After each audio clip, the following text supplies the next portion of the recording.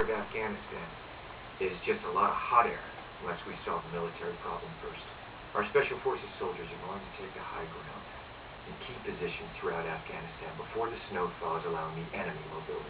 And the military part has to come first. Why? Because only after we've eradicated the enemy can we then get down to the true nuts and bolts work of keeping this new democracy free. So basically kill people to help people. No. No, I said the enemy. Don't take that out of context. Sorry, I was just trying to I know boil it down. So in 2002, I remember you said something like the Taliban's back is forever broken, and then big applause. Mission accomplished, but small. Mistake. Because we now know the enemy with broken backs can still crawl. We also know that the enemy learned their lesson from that first back breaking. So you're taking for granted it's going to be the second back breaking. Would we be having this meeting if I didn't? Is this how the rest of the hour's going to go? I'm just asking questions. Senator, can you just give me one example of the enemy having learned a lesson? They've woken up to the fact that we're fighting on two fronts. And history does tend to punish that kind of hubris, right? So, we're launching this new strategy using the military as the opening punch. Taking the high ground is key. Whoever takes it owns the ability to observe, the prerogative to attack, and the opportunity to preside. Preside? That's why the Romans built forts. You establish a constant presence, or you have constant violence. So we're going to be there for good, like Romans? I said constant, not permanent. We have to have the same patience and determination as these insurgents, or they'll simply outlast us.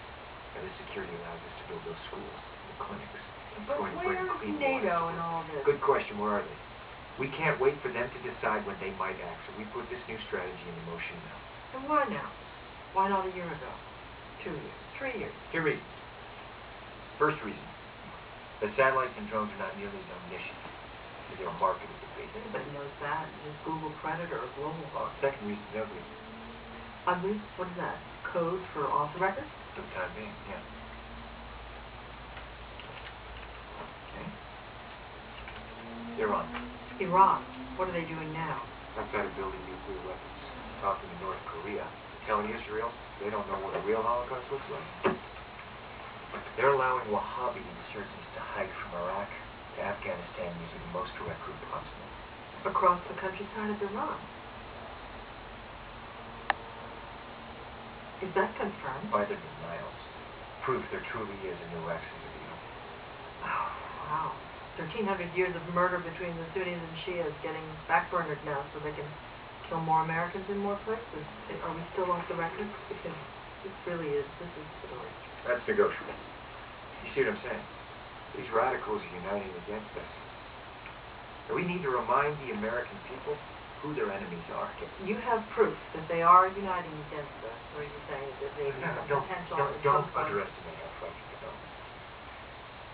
Now, this is a significant threat to the security of our nation, and you can quote me on this.